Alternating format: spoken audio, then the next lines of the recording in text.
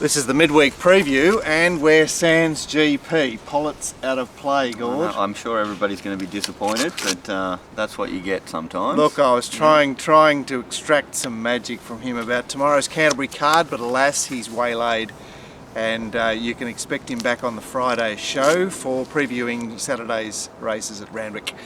But in the meantime, Gord's combed the Canterbury card, and I've done my best as well. We're racing on a drier surface tomorrow at Canterbury. The rail's back in the true position after being out 6 metres last week. That stuff doesn't bother you too much, does it? Not much really. I'm pretty keen to bet on this program, and it has nothing to do with map or track conditions.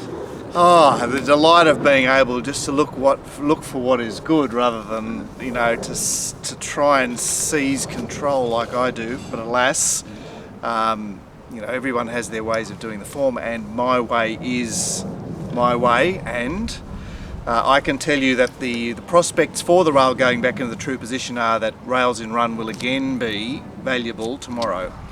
That's a bit disappointing, but yeah. Well, but the thing is, there are always horses you don't expect to be rails in run. So I think, you know, your approach of just looking for what is good and trusting that the riders that you found, because you focus on riders. But it was just so necessary last week, wasn't it? I don't think it'll look the same. Last week was a rail out, rails in run, where they're falling by the wayside because they're not on the rails. This is not the same. Yeah. Okay. It's just that there will be some advantage being rails in run with the rail going back into the true position. So we kick off with a 3-year-old race over 1,200 metres, only 6 to go round at the moment, and Gretna is our favourite at $3.50, equal with Mo Queen, so the fillies are up at the head of the market there, $3.50. California Nike is $4.80, Pipeline $5, and 2 Excess is $8. And I imagine that Pipeline gets into the bridle, 2 Excess may look for the lead, and California Nike looks to posse up. Gord. I'm interested in 2 horses in this race, and that's 6 and 4. So that's Mo Queen and Gretna. My play is going to be number 6, Mo Queen, because but I'm going to be scared of Gretna.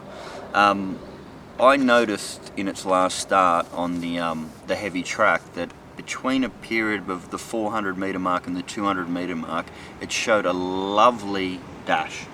And if you do that first up on a heavy track, for me that's a good sign that second up you're ready to absolutely fire. And I think this horse might have more ability than the next. So $3.70, I'm not too excited about the particular price because I can see some movement for the Waller horse. But I'm definitely going to be having a good result on Mo Queen. It's interesting you say that because Mo Queen has the best city run, which was her debut run at Rose Hill, the day that Ocean City ran in the Colts race on that day. And Mo Queen was a very good run on that occasion. Gretna, she won at 1,000 down south. She raced at 1,100 at her only Sydney start. I'm surprised she's resuming at 1,200. Yeah. But obviously she's got the connections. California Nike did the job well in, I suppose, a reasonable Beaumont maiden on debut, and he's. I guess what's holding him back is the fact that the stable will stick with the apprentice. Yeah, that's right. I'm pretty obvious with my ticks and crosses, and Nick Haywood is a cross at the moment. Right, one other thing. Number 1 gets a massive jockey change. Any interest? No. It is a gigantic jockey change, but this horse has done nothing. Race 2 is a 1550 metre race, benchmark 76, and Tower of Song is the well-found favourite at this point, $2.35. Aurora Glow backing up from Saturday's $3.60. It's a Schmozzle, $6.50, Merv 8, $8, and the rest are double figures. I guess that Tower of Song will be labelled the leader despite the fact that he came from the back first up, because there's really only Life of Riley to get forward in this race, Gord. Not that you're worried about that either. Yeah, of course I'm slightly worried about that. As far as maps are concerned, that's more a situation for me about when I bet rather than what I back. So maps are very important to me, but not about the horses I'm going to bet on. And to be honest, I hate to say it, but I can't see how Tower of Song doesn't win this race. And it's one of those scary ones, isn't it? Why is it scary? Because, I mean, look, I'm a little bit of a late comer to Tower of Song in this race, but just it's the horse with the scope. You know, he ground out 2 city wins at the end of last campaign. He returned in a Saturday race, steps up to 1550. Bishin on board. He's won at the course and distance, and he's likely to be in the van. He's got a lot going for him tomorrow. Stats I've written here right now. It's just the stats are magnificent, aren't they? Distance 5-3-1-1, track 1 for 1. Stats don't always tell the truth, but in this particular race with the weak opposition, I think he's a very good chance. Yeah. But I think the interesting thing is the price. Yeah. Right, you think we well, I lean to you as far as the price is concerned on this one, Mark, because I don't know what we're going to get. Yeah, look, I think they've started out at on the short side, but you know, you obviously need other horses to be backed for that horse, that price to drift. But the stats, I think, are interesting as an affirmation. So you find your horse, and then if the stats are positive, you go, well, that's the way I do it. Yeah. Aurora Glow is, as I mentioned, backing up. She's got to run 3 starts back on this course and distance on the Queen's birthday holiday that is reasonable, and she didn't get a lot of luck last Saturday, but she won a race at Wyong with pretty much a perfect run, and I'm against her, particularly at the price. What did you say, $3.60? Only other one I want to mention is Sniper, of course, who resumed at Canterbury and won, and then has had 2 runs at Warwick Farm since. He seems way out in the market at $15, given that he returns to Canterbury. The weird thing is about Sniper is that it's weird how that ISA-rich form has actually stood up. You know, and who'd have thunk it? Yeah. But yeah, I'm only interested in one horse in that race. All right, yes, and I must agree on Tower of Song. Now, race 3 is one of Gordo's no-bet races, $33 no-bet races, over 1,900 metres, and the market sees a fairly dense appearance. My Giuliano, backing up from last Wednesday and back up to the 1,900, is $4. Elysian, the breakthrough winner at Gosford from the O'Shea Yard with the gun up, is $5. Prescience, stablemate of My Giuliano, is $6. Out to Crown Moss at $8. Tradtree at $8.50, and next best is Chismontane at $10. The speed looks very genuine in this race with Tradtree, a designated leader. Love Takes Over would love to lead. Crown Moss will have to posse up. One Touch is another horse that you would have as a leader at 1,900 metres. He's early in his campaign, so he'll be heading forward. And Tismontane raced in the van at Kembla when resuming over the mile. So it looks keen. Have you got anything to offer us, or are you going to leave it all to me? 100% no bet for me, but a few people have commented on my lack of courage tipping in distance races. Yes. So I'll just note something of interest, which is I think this is Prescience. It's the last chance. They're going to throw everything at it, and it's got a good jockey change C lever to R Hutchings. So at $6, about a horse that I think they were talking about being a listed performer, that might be a marginal play. Personally, there you go, you've had a tip. I won't be betting in the distance race. Look, I want to say that I thought that My Giuliano could have done a little bit more last week.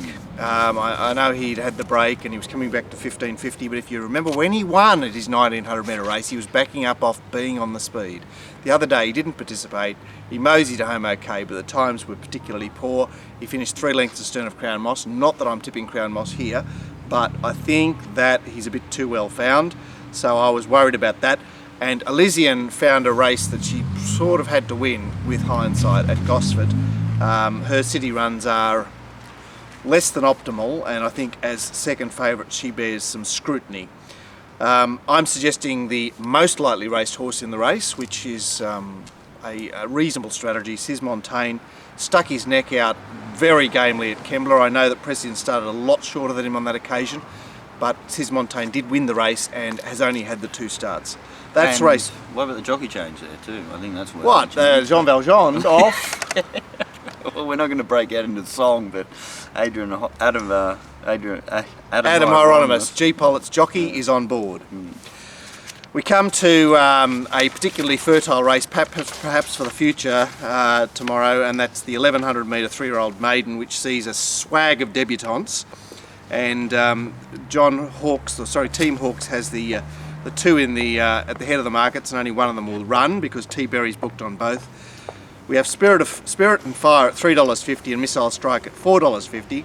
The raced Snowden Ebenos is $5, and next pick is California Elite, stablemate of number 1, and Snip Missile, also a stablemate, both out at $13. Both Hawks horses look to trial particularly strongly, especially Spirit and Fire, so I'd suggest that if he's left in this race that he will carry a lot of support. I'm definitely scared of him. They were two great trials, but I'm more actually interested in number 1, Ebenos. When you're first up on a heavy track as your first ever race start and you show a dash and you show some ability, I think you can really improve second up.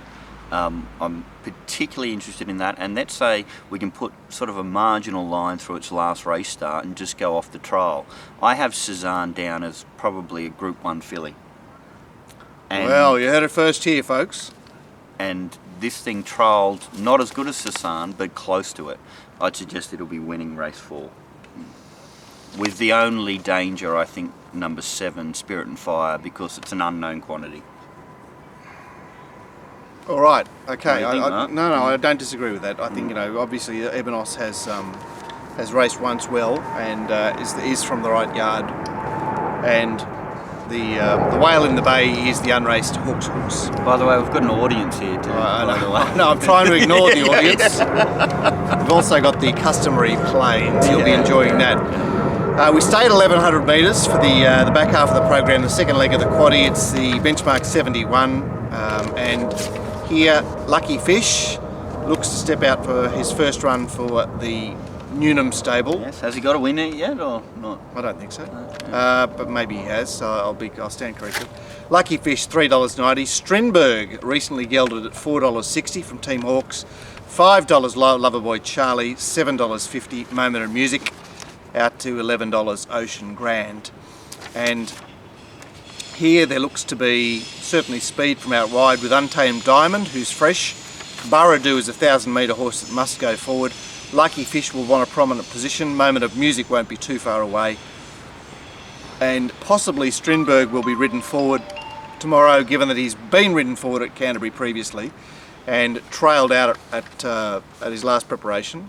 Obviously his victory was a bit off the speed, but he has his second start with blinkers. Not a race that I had a great feel for. I'm not reaching for Lucky Fish. Loverboy Charlie I thought had his chance, and I struggled with the others. So Gord, over to you. Pretty keen to bet in this race. There's only 3 chances, but there's one that I'm particularly interested in, and that's number 7, Moment of Music.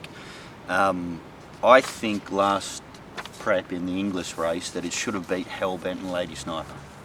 Now, if a horse should beat Lady Sniper and Hellbent and you're running around in a Wednesday at Canterbury, I'd say you're a good thing, and the fact they've opened up $7.50 is absolutely fantastic. The trials were soft, as we've talked about previously. Chris Lees just lets him sort of just stride along. There was no pressure, it was a tight grip. I think this horse could have some serious ability. I'm sort of a little bit scared about the fact that most of its form is actually provincial and country, but I think it was on the path upwards as far as the graph is concerned. I think this preparation is when it's actually going to do something, and if we can get $7.50 about a horse that I think might go further, I think that's a very good price.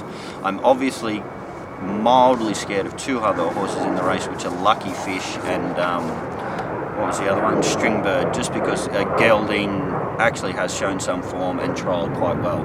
So they're the 3 I select, but I'd suggest that I'm only going to be backing Moment of Music, and with some confidence. No room for the last start winner in the course and distance. I'm sure he'll be the first trainer I'll see, Jimmy Lee. Last Card Joe. Well, automatic pens, Mark? Have you heard about ticks and crosses? Yes. I have. That's a cross. I have. Strindberg, my best guess. Please tease me if it wins.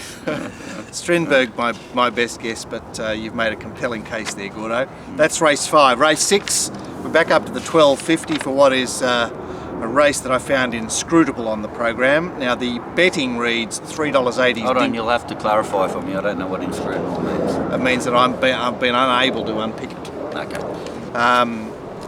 It's not giving away its secrets. Dingo Mountain, $3.80 is the early favourite. Crafty Cop, the 2-year-old, is $5 back up from Melbourne. Cool Craft, second up off for Monster Spell, is $7. Court's a King, who we're all very sick of, $8. And next pick would be Fabry, who's a very consistent country cutty at $14.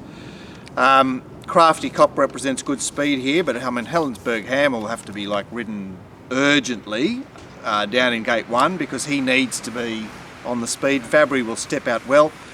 Perhaps Majeska has been ridden on speed, but perhaps not tomorrow. Dabawi Dream is fresh back in Sydney. Cool Craft looking for a midfield position, and that's perhaps it. Dingo Mountain obviously going well back from his wide draw. Any clues? I found this inscrutable. So I went looking wide, and I have half an interest in Fabry. Although it's a country cutty with country form, it does have form round Arise Augustus. What did we mention earlier on? Isa Ridge. I don't know why I'm doing that, but it's hard not to when you see actually horses around that particular horse running so well. And he's Glenn's new boyfriend, isn't he? Yeah, look, he's a horse that I have some time for. A little bit of form around Ever So Natural, and I'm not going off, obviously it didn't run magnificently on Saturday, but it was well found in a Saturday Metropolitan race, and I'd suggest that this horse could be superior to it. So at the price, which was what? $14. $14. Some sort of hope, but I struggled. Yeah, look, it's a race that I'm giving the head of the market a wide berth. Dingo Mountain found his race at Rose Hill, and the track may be a touch dry for him tomorrow. And as I mentioned, Crafty Cop is a 2-year-old that will... his 2 autumn runs were he got away with murder at Warwick Farm, and then he went home to a 1400 at Rose Hill that was, a really poor Group 1. Group race. I know that attention subsequently went on, but look, he has to answer a question from me tomorrow. The only thing I could suggest, other than Fabry, is perhaps Embley, who disappeared at Eagle Farm last time, but his best recent run was on a dryish 1250 metres here. Can we give an honourable mention to Matt Taylor 1 as well here, because this is a Waller freshen up trial. Okay, well, he what, on the favourite? On the favourite. I'm not backing it, but I'm just saying. I think he's looking to tip the double figure, the 10 to 1 chances. Right? Yeah, rather than the favourite, yeah. But anyway, that does fit the mould. So we come to the nightcap, which is fillies and mares, again over the 1250 metres. Far more interesting race, I found, than race 6. And the market reads La Muse is the favourite at $5.50. Tremor at $6, Fleetior at $7, Think Aloud $7.50, and next pick would be Fantasize at $13. The last start winner of this course and distance, Zoo Magic, a somewhat despised $14. Should be plenty of speed here. Tremor will have to go forward from her wide draw for the apprentice rider. I had Fleetior looking for the lead, second up off a longish spell. Just Stella has raced on the speed in her recent runs in Melbourne. Rakitno loses blinkers, gains winkers, but should posse up. And it will be a race where they jockey for positions early. A surprise opening favourite, La Muse? Not for me. What price have you got? $5.50. Okay, well it was $7 when I wrote down the prices this morning, so I don't know who took that. Well, there would have been Malu Rani in the betting at that stage, who subsequently disappeared. Yeah, it was. I was waiting for that scratching to become official so that I could actually back this thing, because I'm pretty keen on La Muse. So walk me through it. Paint the picture. Just G. Ryan, early preparation, given no chance last start, and another T. Wolfgram rode last time. Tell me about the run. Well, tell you about the run. Well, it was given none. It was behind. It tried to get runs. It was actually scrubbed and then checked. it's something you should always look for actually in a runner, is that if they scrub and then check, that is the worst thing a jockey can possibly do in a race. If you see any horse that does that and still finishes close at the finish line, then you should be looking to back that particular horse next start, because it's not something that is wildly found by the market, and you can get some value there. So that's exactly what happened to La Muse last start, and you did mention the thing, which is probably one of the most important one variable situations you can get, and that is positive jockey change. And this is a gigantic positive jockey change. Very good, Gordo. Another compelling case for La Muse. No, I'm just crossed that it's $5 now. I didn't even realise. Yeah, that seems a poor price to me. I mean, you know, no matter what picture you paint, I think you're entitled to get a better price in what looks a very even race. I'm going to mention that Think Aloud came back to the 1100 last week and wasn't on the fence where you had to be in the run, and just was dazzling through the line late. 7 day back up to 1250. And she's carrying me, and that's about all I'll say about Canterbury. Well, how about our two best of the day? Well, I've got two that I like, and that's Moment of Music and La Muse. Who do you like, Mark? Look, if I'm looking for a best, I'm tipping Tower of Song. Well, there you have it. You know, Canterbury not my strong suit, but I do feel that I've given it good coverage tomorrow. And we'll be back on Friday with preview show for Randwick. Look out for articles on the site in the meantime, and obviously you can pre-purchase Mounting Yard Mail. You can get every tip I do all week, and you can get my comprehensive sets for every meeting that I cover. Which are gold. Thank you, Gord. That's RacingRant.com. Catch you on Friday. See you guys.